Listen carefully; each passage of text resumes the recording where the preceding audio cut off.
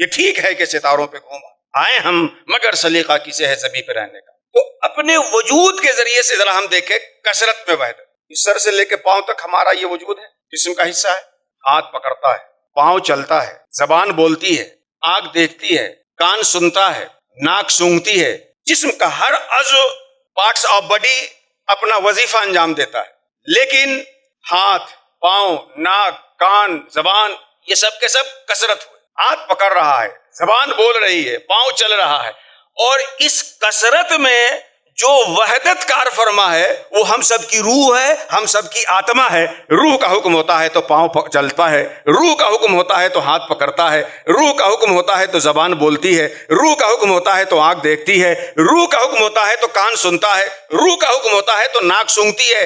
تو یہ سر سے لے کے پاؤں تک جتنی کثرت ہے ہمارے اندر، اس سارے کثرت میں جس وحدت کی بھرمار ہے وہ روح ہے۔ تو کثرت میں وحدت کے لیے ہمیں الگ تلاش کی ضرورت نہیں ہے، اپنے وجود میں غور کر لیں گے، خود ہمارا وجود کثرت میں وحدت کا سرچشمہ نظر آ جائے۔ خود ہمارا جو وجود ہے یہ کثرت میں وحدت کا سرچشمہ نظر آ جائے۔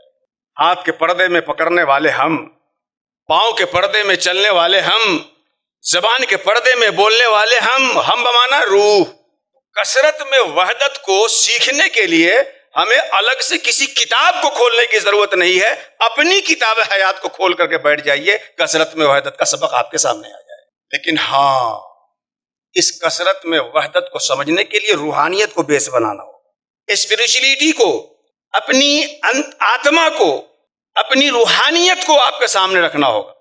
روحانیت کو لائے بغیر صحیح معنوں میں کثرت میں وحدت کا تصور کبھی بھی واضح اور کلیئر نہیں ہو سکتا انسان۔